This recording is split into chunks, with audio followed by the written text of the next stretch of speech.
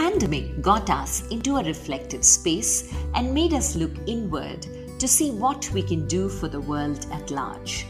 As a self-expression coach, I became a catalyst for women and started Vani, a one-on-one coaching program for women on finding their voice, to speak up, to be visible. As a storyteller, I spotted there were many ordinary people amongst us leading extraordinary lives, making a difference to the world, and they needed to be heard.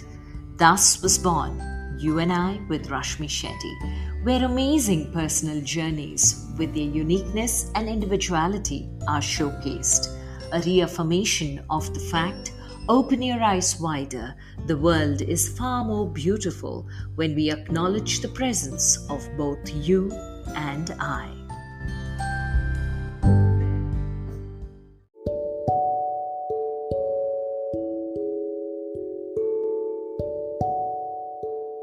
Our guest today is Dr. Preeti Hiremath, who was one of the first few women general surgeons who did her master's in general surgery from the JN Medical College in Belgaum, Karnataka.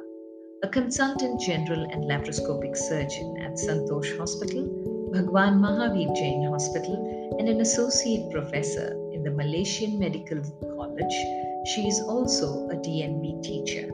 She has performed more than 2,500 laparoscopic tubectomies, that is, the family planning operation, in FPAI. Married to a businessman, Dr. Preeti is a mother of two, a daughter who's doing her post-graduation in emergency medicine in the UK, and her son is an advocate and practicing in the High Court. She had a childhood full of extracurricular activities that made her into an exponent of Bharatanatyam, a university blue in badminton, and a bronze medalist at the state level swimming championship.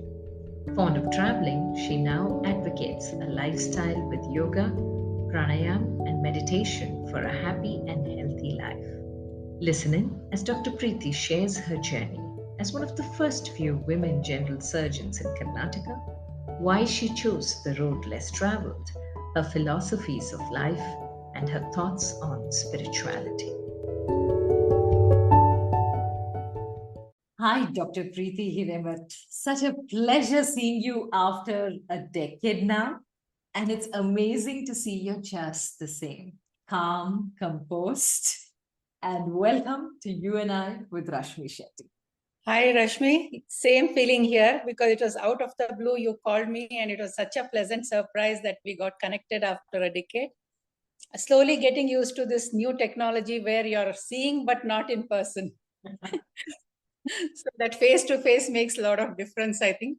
The younger generation probably doesn't mind it, but we are older people who are not very tech savvy. We like to be in person always. That is really true. And talking about generation, now I'm going to go to your younger version and ask what little Preeti was all about. Was it your aspiration to be a doctor all along? What was little Preeti to the Dr. Preeti Hiremath that the world knows you today as? I was the third child for my parents. My father was retired as a Karnataka college principal. My mother also did part-time job there and looked after children very well. Like the childhood, there have been no worries at all. All through, I've been having a very comfortable life and a very carefree type of life. Dharwad is my native. So that time also my mom gave me all the things what present day kids don't get. Like I was into swimming, I was into badminton, oil painting, then classical dancing, everything. I definitely agree that those days I didn't like to do many things. Probably because during holidays when my other cousins would be here and I had to get ready and go for the classes, I wouldn't like. But now I feel, I was new to Bangalore after marriage, I came here and because of these fine arts or badminton, whatever I learned, I could make a friend circle here. So I'm not alone in this new city also. Okay. Badminton, my best friends are from badminton now. So I think everything is helpful when you learn it. We never know why we learn it, and life has a reason. Yeah, it will be helpful some way or the other. Yeah, but were you always aspirational to be a doctor? Was medicine something which you always wanted to do? I was not very particular about medicine. There's a story to it. Like my mom had got medical seat in Grand Medical College, Bombay. Oh, okay. And the day she had to leave for Bombay, my father came down. I mean, my father's parents came down, and they wanted the engagement to be done then. Oh. So she missed the train. So my father always felt guilty about that. And I was not very keen on physics. Physics was not my cup of tea. So biology was easy because you see everything and you learn. Whereas physics, you have to imagine everything. You have to imagine the waves. Yeah. Sound wave, light wave, whatever it is, you can't see them, you have to imagine. Whereas biology, you see everything there. So probably I liked biology, and my father's guilt, he wanted me to do medicine. And I was not very particular about anything. So I took up medicine. That's how I landed up in medicine. Yeah, but medicine is like a lot of study, right, Preeti? And or was it interesting because biology was interesting to you, the human anatomy was interesting, so many other subjects that you had to learn? There's so much to learn in medicine. How did you cope with all of it? Was it like a breeze? Were It's a you a brilliant student? very tough course. I definitely agree. But like I said, I took it that day. I lived for that day. Oh, So okay. not very particular about strong likes and dislikes. I didn't have, so it was easy to cope up with that. You seem to be very straight and simple with your answers. No Yes, huge yes. essay. I said no. My life also has been like that. I've never attached too much importance to anything. Live for that moment. Be happy. My father would always say, "Keep the upper chamber empty and be happy." What a beautiful philosophy to follow. But now I'm curious. Keep the upper chamber empty. And once you finished your MBBS, how did you move on? Because you are one of the few women general surgeons. Generally, women means you move into gynecology. How did you choose surgery when at a time there were not too many women surgeons? So, And did you face any kind of gender bias in your entire study of surgery? so I took up surgery because it was very challenging. Same here, the same logic applied here also. Like physics was where you don't see anything. Same as medicine, where it is trial and error of giving tablets. You don't see any reaction is only by the symptoms, but you don't actually see what reaction is happening there. Whereas surgery, you see them macroscopically, what is happening, what you're doing. And it was more a daring type of thing. Second was like during when I was doing internship, ladies with private part problems who would hide themselves because they can't show it to somebody. 50, this is about 40 years ago, 40, 45 years ago, you can say. So they would come only when they were terminally ill. And when they were being examined in the wards, general ward, there was no proper cover for them. All the men would be standing around. And it is really hard to, for me also, if I am on the other side of the table, I also will avoid showing it to me.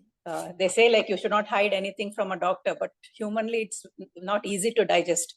It's quite difficult. So that's when I thought I should take up surgery. Though there was little opposition from my father and initially and his friends who were advising him, but I said no, I'm taking surgery. That if at all I'd go for further studies, take the trouble of studying, burning my youth, I'll go for surgery. Wow, I like that burning my youth rebel attitude. But surgery, were there a lot of women there? Because women normally get into gynecology, but Yes, general surgery is not a place where you see a lot of women. How did you handle yourself in such a space? There was a classmate of mine who also joined along with me. So we had good company there in the wards. And we were in HOD's unit. So we were really pampered. We got to do more cases than the men who were around me. Okay. So looking back now on those initial years, normally even the patients feel safe with men than with women. So how did you cope with that bias? So when I started my practice first, I was wearing chudidars and going to hospital. And slowly, one by one, I started realizing patients would ask, "Neeve martira operation? No? Is it you who are going to operate?" The dress makes a difference. Yeah. So they would feel I'm still young, not very confident. They can't have a good confidence in me to go under the knife. Yeah. So, but see how it's just a mental block. They go for surgery to gynecologist, but the same thing for other than cesarean section or some other gynec surgery, other surgeries, they don't want to go to a lady surgeon. Yeah. So I slowly shifted to wearing saris. So that made a lot of difference. Okay. They said I'm more mature to be relied upon. Okay, so the dress made so much of a difference. But Yeah. for you, Preeti, personally, when you were on that journey, since you had a classmate of yours also, but still you were less in number compared to the other Yeah, classmates. my classmate, she went off to UK afterwards. Okay. She's there in UK. So I'm here. I was here alone, and there was one more senior surgeon in Bangalore, much senior to me. Mhm. So probably I was the second or third in Bangalore or Karnataka as a lady surgeon. Okay. Initially, it was little frustrating in the sense you would see problems which are related to only the bottom or the breast cases like that. But slowly it picked up. So once you gain the confidence of the patients, they'll come to you. So how did you keep yourself motivated? What did you tell yourself to keep going on? Because sometimes it's like you said, it's frustrating, it's irritating. Like, did I take the right decision? Should I have listened to my parents? What kept you going in No, those? that I never looked back on that. I was very happy being a doctor. Like I would say, the people will come. That I'm a very patient person. Like I said, straightforward and very patient. Don't worry. And when your wants are less and your passion is there, you'll always wait without any regrets.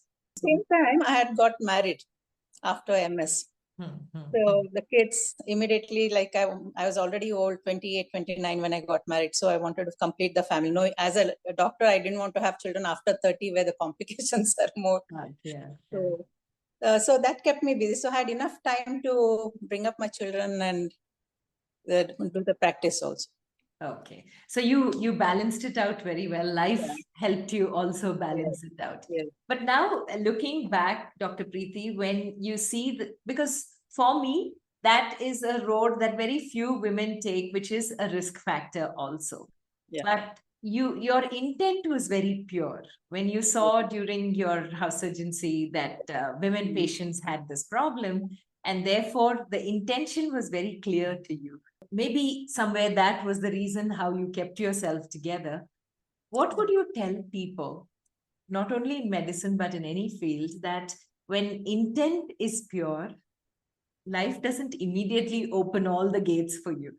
How do you keep yourself together? Yes, family is there, children are there, but there are moments when you are with yourself. How do you get yourself together? Because crumbling is the easiest thing that happens. How do you keep yourself together? See, when you do a professional course or anything, it's your earning matters a lot. Yeah. So, especially for men.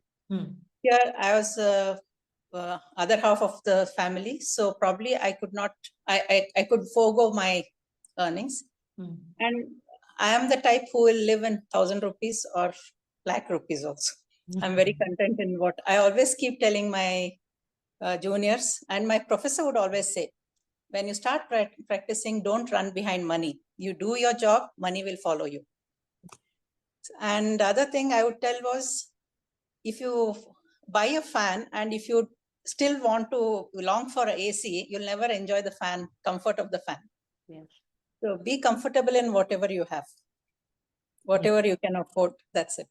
That is for everybody, not only my profession. I keep telling everybody that. So that time my kids will say, "Ma, your lecture enough." Simple but very practical advice. And I think that is where the challenge is most. Enjoy for today when you long too much. You must have, there's a thin line between aspiration and wants. So aspiration is with passion you pursue. Wants is with greed. You try to fulfill. Okay. And how do you differentiate the two? Like, how do you know it's passion and not greed? That's when there are no regrets. Like you're not able to buy something what you want today, or you buy it tomorrow. That doesn't matter. Be happy with what you're having today and live for today. Oh, okay. Okay. And as life progressed and you started getting your patients, now when you're looking back and you're connecting all those dots, What kept you on in saying that, Preeti, what you're doing is the right thing? Just move, just passion, pure passion. That's it. Pure passion. I think the basic nature of a person matters a lot. Okay. So I wanted to enjoy family life. I wanted to see the kids being brought up. See, I can do, advantage of medicine is you can do practice anytime during your life. Yes. Whereas for other professions, that gap between two jobs matters a lot. For us, that is not the problem. So seeing the first child, first smile, first cry, I mean, the way first step they take, that you will not get it again. So probably that's how I could manage in the initial. So I started the practice when the kids were small, when they were just born, maybe 6 months old, my daughter was, I started the practice. So I had enough time. Of course, there was a good support from my parents and my husband. That also matters. It's all my stars. So come till this far now, happily. Yeah. And you know, Dr. Preeti, when people talk about finesse in work, they say it should be like the surgeon's cut. So Yes. it's that precise, that perfect that it needs to be.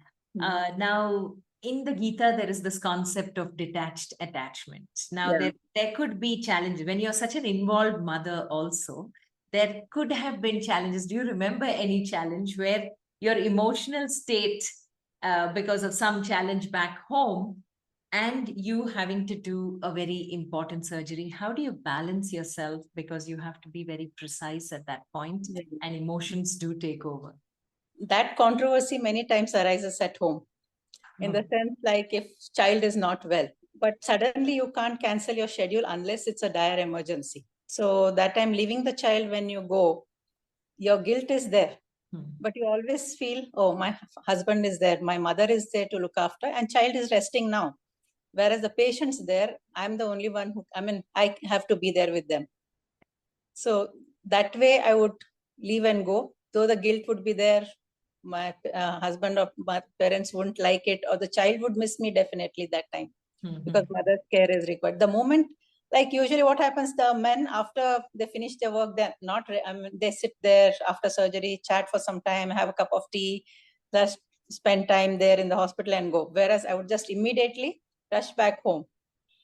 So bare minimum what is required, you're out of the house for the profession and you're back home looking after. So that your guilt is not there. Okay. This is a very nice way that you say on building this thing. So for young women who are completely confused in those points of their career, because like Indra Nooyi famously said, the biological clock and the career clock parallelly move. They run, yes. And therefore, when this parallel boats have to be balanced, that deft handling of both these boats and balancing on both these boats becomes a challenge. So how does a woman keep herself together to make sure, of course, you can't be perfect all the time, balance will not be equal all the time. So what are some of the factors that help you handle those moments, especially when you have to balance both the boats? See, like I said, this, like you only said, this is the path less taken by ladies those days. Now many surgeons are there, definitely there are many. So I was confident patient will come to me. If I'm not available today, tomorrow they'll come to me. Okay. So that advantage was there. Upper hand I had on that. And always working hours, most of the days would be when my kids go to school. So after everything is done at home, I would go and then come back by lunchtime or by 4 o'clock. And I never did evening practice, because that was the time morning, everybody is busy getting ready and going. All I had to do was pack their lunch or see that their books and uniforms, everything are set right. Whereas evening, when they would be at home, I had to spend quality time with them. Not just the homework, but take them for outings or park, playing, extracurricular activities. So that evening, what I kept myself free. Most of them would say, oh, evening practice is more, actually, people can come to you better. More number of people can come. I said, no, evening is for family. So that was the deadline I had drawn. Of course, in this, emergencies I would take. that is once in a way, even the kids will accept that. And when you say no to something, it always comes with a caveat that you could also lose out on something when you're saying no to it. So, what is it that as women we should remember when we are risking to take a decision so strong that this is going to be family time, not at the cost of my family? Then, in that case, we are definitely going to lose some opportunity, some more money coming in. How do you draw that balance in your headspace? I was not very pushy as such from the beginning. Okay. So whatever was on my platter, I took it. Like MS was the ultimate that I wanted to achieve, and that's it. And the good practice and serve women, help the women patients. So like I didn't have aspirations of becoming, growing too much in my career. That's how it balanced. If you are too aspirant, then you lose out on your family or the career. Any one of them you have to forego to some extent. Yes. And as a lady, like biologically, like what you said, nature has given us some duties. So you have to abide by that also. You make it sound so simple now. That's what I'm saying. Is it becoming a Gyan lesson or? No, because you're making it sound all very simple now in hindsight. But I'm sure when you went through those moments, they must have been difficult for you. No, now you're completely detached. Your kids are big. You have crossed all those challenges. There's nothing next to hard work. I was lucky enough to get two senior colleagues. Like we were together, operating together and working together. We had a private practice, but the major surgeries we would do together. So those days it would be sometimes the major surgeries like 3 hours, 4 hours would be posted at 6 in the morning. Oh, okay. So I would get up at 4, finish off cooking, and my daughter was hell bent on having long hair. So she would get up by 6 o'clock, plait her hair, everything, and then go. And by end of the day, after they finish everything, again get ready for the next day. But see, when that's what I'm saying, no, when good support, whether they help or no, when support is there, that matters a lot. Yeah, that is true. That is true. A support system definitely should be there. Matters a lot, and your passion. You want to do it. You want to achieve. So you never think of odd hours or you never feel tired. Hard work and passion. That's it. Okay. And any story that you can recall of a patient which gave you the satisfaction and gratitude that you're doing what you're doing? You chose, like I said, a road less taken, and you thank yourself for it. Some patients whom I cannot forget. Yeah. So there's one old lady who came with cancer of the breast. She had 4 sons, and she really craved for a daughter. She was in her 60s, and I don't know, she got connected to me. So she started treating me like a daughter. She would call me home, and so all her sons would say, "You've got not only a doctor, you've got a doctor." So I cannot forget that patient. And another old couple, 70 plus, both of them, they didn't have children. Husband came for a surgery, and I managed them quite well. Not very well to do, but end of everything, both couple at that age, I was in my late 40s or early 40s, I think. They fell at my feet. It was so embarrassing that moment. Really, the tears rolled down my. So that is the greatest gratitude. Yeah. Blessings what you got from them. So that keeps you going further stronger. The medical practice has become, you are also in media, you must be reading about how bad the allopathic doctors are being treated nowadays. Yeah. But still, these type of patients' expressions keeps us going strong, irrespective of what the society says. True, very, very true. And was there any story that you can recall now? Remember that what inspired you to become a surgeon, where you actually could perform it, and the lady really thanked you for being there for her? Nothing in particular, any patient like, but there are quite a few patients who came for their bottom problems. See, women have a lot of piles and those problems because of the birthing, the multiple pregnancies what they have. Yeah. And usually olden days houses would have only one restroom. So the men and the kids would leave the house And that's why the priority is given to them to use the restroom. Whereas she is busy with her work, helping them, and she goes when the natural call is not, nature's call is not there. So that's when they land up with a lot of those problems. So lot of those patients come. So they feel shy to show it to a male doctor, so they postpone. And it comes to a stage when they cannot live with manage it anymore. They come that time. So once they get the relief, they're so relieved, and they start getting spreading their advertising for you. You need not do anything. And in fact, they get their male members of the family. See, that's when you feel you have done your job well. Not only the women who would have come to you otherwise, also because of the region what they're having problem with, they get their male members. That shows the extent of confidence they have had in you and the satisfaction they've got from you. That's so true, because medicine as a profession and being a doctor as a professional is more an experience. It's like only after I've experienced you can I know what kind of a doctor you are. However nicely you speak, there is something magical about your fingers that make me trust you completely when I give myself to you. So for aspiring surgeons, men or women apart, I'm sure today you are a mentor for a lot of them. What are some typical advices you give for aspiring surgeons, especially? There's nothing next to having a good knowledge. They should be, like we say, what the brain does not know, the eyes will not see.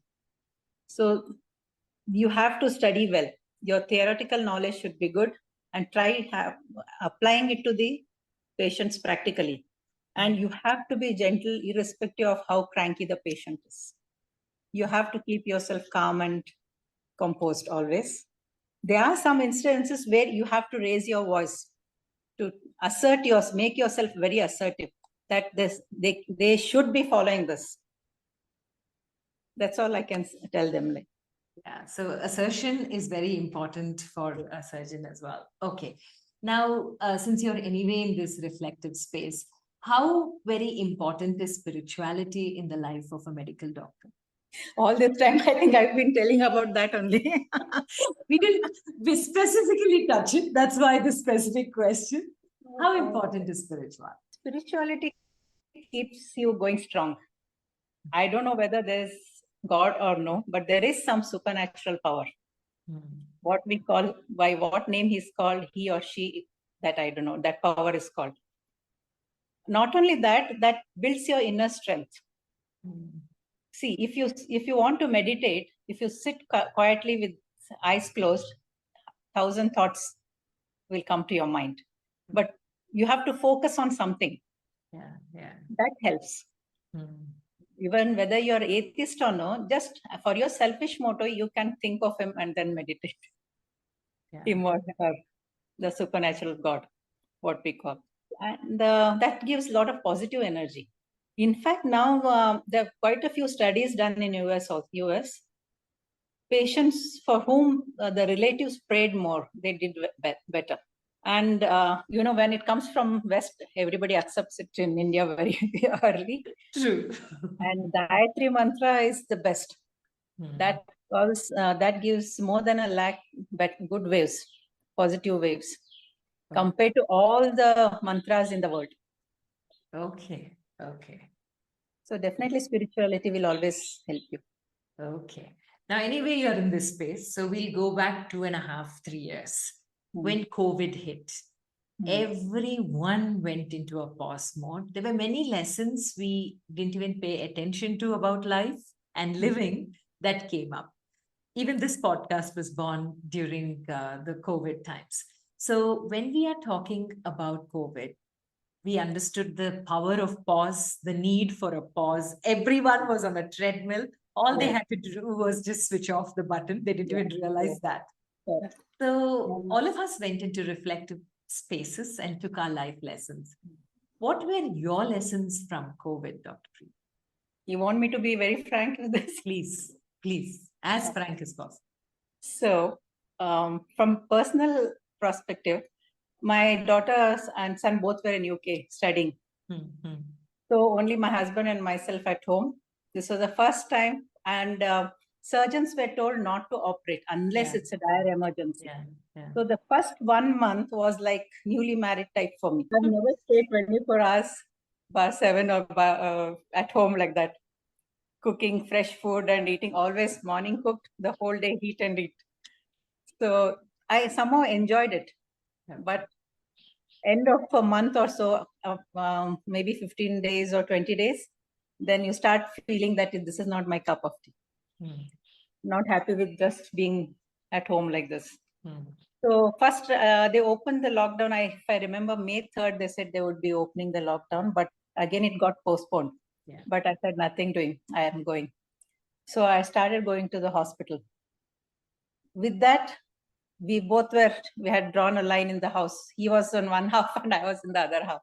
It was difficult times, but like how a soldier faces a bullet, knowingly that he may die any moment. He may be shot dead any moment. This is something like that only. That Josh, you get that Josh. You can't be sitting home because people may be needing you.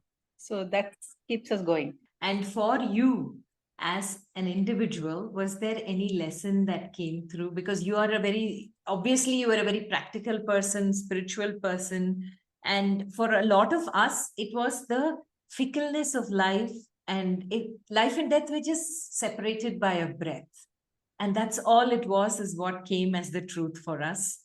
Nature showed us who's the boss, and all of us in nature thrived. So for you as an individual, was there any takeaway from COVID times with the reflection and seeing people and their attitude around you? You must have read so many news you would have followed. People who stayed at home also got it. Yes. I mean, there are some families where the grandparents were fine, the younger generation died. That shows a discipline in your life. Just today you start exercising, you'll not be healthy. Throughout your life, you have to have a disciplined life. Then your inner strength is good. So when you're strong, even the COVID, even if it hits you, it will not be very serious. That's one thing I could make out like. Okay. And when you're very positively taking care and going to the hospital, nothing will happen. That positive attitude should be there. If with a lot of fear, if you take a step, you'll definitely fall. Yes. And I think that is so true for life as well, no? Fearful steps, especially when you're taking a risk or you're doing something different. That's so true. So, Dr. Preeti, just before we move into your life lessons, are there any tips that you would like to give us as far as health is concerned? Everybody must be realizing there are a lot of increase in the incidence of cancer, diabetes at a very young age. Even we see them on daily basis, cancer, diabetes, very young age, they are stressed out life pattern, everything. So it is most of these are lifestyle diseases. Diabetes, hypertension, or we call them as psychosomatic disorders. In the sense, you have some stress, your body is stiff, you have pains and aches and pains in some muscle part. One day it's in the arm, one day it's in the leg, one day it's in the back. So these are psychosomatic diseases. So basically, there are some things we can change, some things we cannot. Like whatever food, however good food you're trying to have, like homemade food, organic, and all that blah blah what they talk about. So the amount of chemical that is there in the air we breathe, the food we eat, that cannot be changed. It's not in our hands. So what is in our hands is to have a good health. So if you can fight back, so if your army is good, you can fight any enemy. So you need to be very strong. To be strong, like I said, you need to have a very disciplined life, especially your food habits, your sleep timing. See, a person who is working in a BPO for a US company, the whole night they're working. Of course, the body goes through a lot of wear and tear in that. That cannot be changed. But during daytime, what they do, just the sleep, or they have something like some exercise, some de-stressing activity. If they don't do, then the body wear and tear, and they succumb to a lot of diseases very early. Because, see, you have to go to work because you need that. So other things you need to change. That's what I thought I should convey to the general public. Thank you so very much, Dr. Preeti. These are very important because sleep is something that we definitely take for granted. That's the time when the body repairs wherever the damage has taken place. If that is not maintained, then your defense mechanism goes off. Okay. Okay. So here, should we wait till we are really sleepy, or should we have a time when we should go to bed? How should we condition ourselves to get a good? You just compare yourself one day, like the number of hours you have slept at night, if it is from 11 to 5 or 11 to 6 in the morning, and the same reverse it to the daytime. The freshness what you have during the sleep at night is not as much as what you have during the day, because every animal has a biological rhythm. How does a dog know it's his food time? He'll come to the master asking for food. So the biological rhythm is there. That you are reversing it. That's the reason why they give shift changes. Throughout the year, you will not work for the night. That causes a lot of damage. Thank you. Thank you. These are really insightful. And on that same note, Dr. Preeti, 3 life lessons that you'd like to leave us with. I think I've given enough lessons throughout. 3 of your favorite life lessons that you follow all the time. One is like live for today, have a disciplined life. And sometimes you cannot pursue your passion only. You have to be very practical also. Many people now, they leave their lucrative professions to pursue some passions. Yeah. Whereas the family may suffer. If the responsibilities are more, the family will suffer. Yes. So you should try to balance both. And you should know when to pursue your passion. To my luck, this was my passion and that was my profession. Disciplined life, hard work, and you should not look back and regret on what you're doing. That's it. Like always, simple, straightforward, and absolutely downright practical. Yes. Thank you so very much, Dr. Preeti, for this conversation. Well, this will be more like all this Baba's conversation than medical conversation. But you know what? That is the essence of a person who does not do what the rest do. When you want to try something different, because of a passion, because of a calling, and you take that path like you did, Dr. Preeti, moving into a more road not taken journey for a woman of being a general surgeon, somewhere you also were risking a profession, but you took it head on and you saw that your intention was what saw you through. Honored to have had you on You and I with Rashmi Shetty. Completely a pleasure reconnecting and continue to inspire, Dr. Preeti. I'm sure there are so many people who look up to you. God bless you, and just be who you are, simple and beautiful. Thank you so very much for this. Thank you, Rashmi. Thank you. Have a good day. You too.